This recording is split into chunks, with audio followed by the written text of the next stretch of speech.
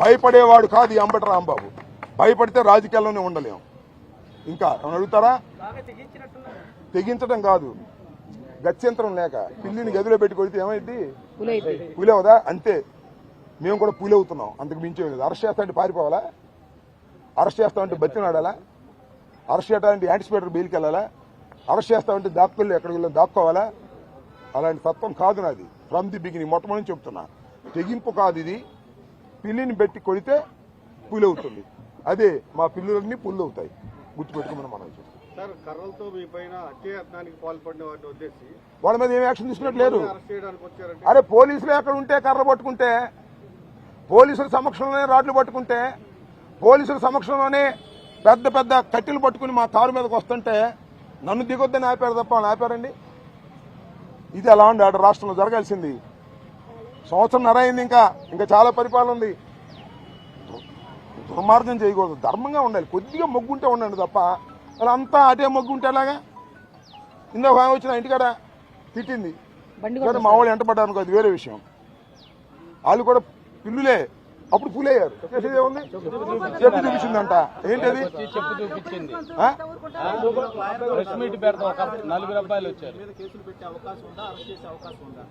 అసలు ఆగమ్మా నువ్వు. చట్టం తెలుసు నాకు, లాయర్గా ఉన్నాను. చట్ట ప్రకారం ఈ ప్రభుత్వం పోవటం లేదు. చంద్రబాబు, లోకేష్ అరెస్ట్ చేయమంటే అరెస్ట్ చేస్తారు. అరెస్ట్ చేసిన తర్వాత కూడా కేసు పెడతారు. ఇప్పుడు అరెస్ట్ చేస్తారా? ఇంకా 2 కేసులు పెడతారు పాపి. నన్ను ఏ విధంగా నిర్బంధించాలి, ఏ విధంగా జైల్లో పెట్టాలని ఆలోచన చేస్తారు. అంతే కదా. చట్టం నడుస్తుందబ్బా, నాకు అర్థం కాల నాగరాజు. చట్టం నడుస్తుందా? ఇక్కడ నడవట్లేదే. పోలీసు రాజ్యాంగం నడుస్తుంది, రెడ్ బుక్ నడుస్తుంది. We are ready to face everything. ఇంకా నేను సిద్ధపడ్డా, వాళ్ళు చేయకపోతే వాళ్ళ కర్మ. ఎందుకంటే నాకు వచ్చిన నాకు కూడా గవర్నమెంట్లో పనిచేసా కదా, నాకు కూడా సమాచారం ఉంది. చంద్రబాబు ఆదేశించాడంట అరెస్ట్ చేసేయమని. సిద్ధపడ్డా, సిద్ధపడ్డా నేను. వాళ్ళ ఇష్టం. ఇక అరెస్టుకు సిద్ధపడ్డాను. నన్ను తిట్టాడు కాబట్టి అరెస్ట్ చేయమని చంద్రబాబు నాయుడు గారు డీజీపీని ఆదేశించాడు. డీజీపీ వాళ్ళకి ఆదేశించాడు. ఇప్పుడు డీఎస్పీ గారు వచ్చాడు. లేదా డీఎస్పీ గారు ఎందుకు రావాలి? కింద పార్టీ ఎప్పుడు భరోసాగా ఉంటుంది. జగన్మోహన్ రెడ్డి గారు పార్టీ ఎప్పుడు భరోసాగా ఉంటుంది. నన్ను ఎవరు కూడా నేను తిట్టింది తప్పు అని ఎవరు చెప్పమని నా అంతరాత్మ ఉంటుంది. నా అంతరాత్మ ప్రకారం చెప్పాను. నేను అరెస్ట్ భయపడి కూడా చెప్పలేస్తామా? కానీ నాకుంటూ ఒక అంతరాత్మ ఉంటుంది కదా. నేను ఈ వయసులో అట్లా తిట్టడం తప్పేమో అని అనిపించింది. వాళ్ళు తిట్టినా కూడా, వాళ్ళు ప్రొవోక్ చేసినా కూడా దాని మీద చెప్పాను. అంతే, సింపుల్. పొద్దు నుంచి మొదలు పడతాను ఆ విషయం మీద. నేను పెద్ద ఎత్తున కార్యకర్తలంతా కూడా మీ ఇంటికి వస్తున్నారు, మిమ్మల్ని అరెస్ట్ చేస్తారు. మీ కార్యకర్తలకు ఏం చెప్తారు? కాదు, మా ఇంటికి అందుకు అరెస్ట్ చేయడానికి రావట్లా. మా ఇంటి మీద దాడి చేయడానికి వస్తామన్నారంట. వాళ్ళు ముట్టడిస్తా ఉన్నారంట. ముట్టడిస్తారేమని వాళ్ళు చెప్పబెట్టుకుని అందరూ వచ్చారు. లాడా మోగ అందరూ మా రాంబాబు గారి ఇంటి మీద ముట్టడిస్తారా చూద్దామని. అంతే తప్ప నన్ను అరెస్ట్ చేస్తే వాళ్ళు అరెస్ట్ చేస్తానని చెప్పానండి. అందరు నాయని ఒక్కనే వెనక్కి వెళ్ళిపోతాను. ఒక్కనే సింగిల్గా ఆ డిఎస్పీ గారిని చెప్పానండి, మిమ్మల్ని అరెస్ట్ చేస్తామండి, మీ దగ్గర కేసు రిజిస్టర్ అయింది, మేము ప్రొడ్యూస్ చేస్తామండి, ఎమ్మటే కారుకి వెళ్ళిపోతా. ఏమీ లేదు. నా సెల్ని ఇంటికి అడిచేసి కారుకి వెళ్ళిపోతే వీళ్ళందరూ కూడా కామ్గా ఉండండి అబ్బాయి, నేను చట్ట ప్రకారం తేల్చుకుంటానని చెప్తా. అది అంబటి రాంబాబు అంటే. డిఫరెంట్ గా ఉంటాడు ఈ రాంబాబు.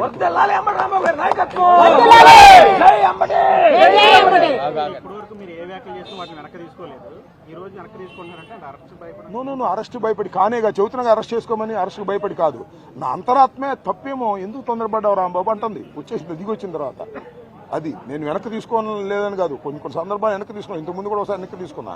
అది నా అంతరాత్మకు సంబంధించిన అంశం తప్ప ఈ కోన్కిస్క గొట్టంగాళ్ళు బెదిరిస్తేనో, ఈ కోన్కిస్క గొట్టంగాళ్ళు క్షమాపణ చెప్పమంటేనో చెప్పే పద్ధతి కాదు నాది. అంతరాత్మ నన్ను యాక్సెప్ట్ చేయలేదు, దానికి చెప్తున్నారు. తప్పేముందా? ఉదయం మీ కార్యకర్తలు, నాయకులు మిమ్మల్ని రక్షించకపోతే పరిస్థితి ఎలా ఉంది?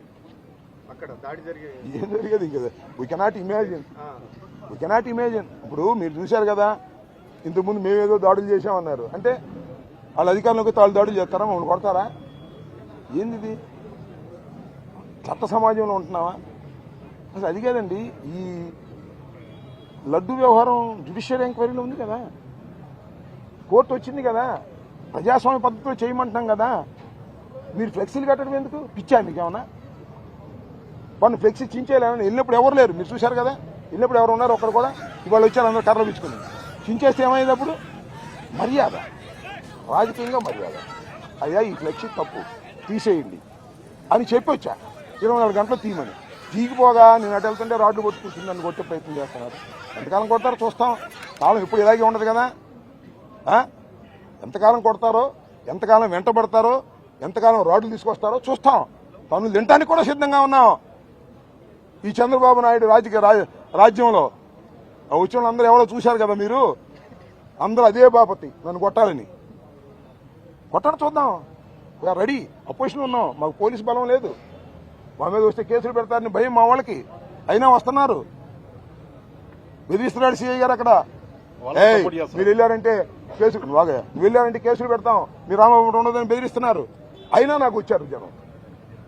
అభిమానంతో వచ్చారు. జగన్మోహన్ రెడ్డి గారు అభిమానంతో వచ్చారు. దేనికి భయపడే పరిస్థితి లేదు. They want to arrest. అది వాళ్ళ చాయిస్, నా చాయిస్ కాదు. I fixed it. చంద్రబాబు దగ్గర అక్కడ నుంచి నాకు సమాచారం ఉంది. నన్ను అరెస్ట్ చేయాలనుకుంటున్నారు, చేద్దాం అనుకుంటున్నారు. ఇప్పుడు మార్చుకుంటారు నాకు తెలీదు. చేసుకోమని కూడా నేను సిద్ధంగా ఉన్నా. ఇక్కడే ఉంటాయి.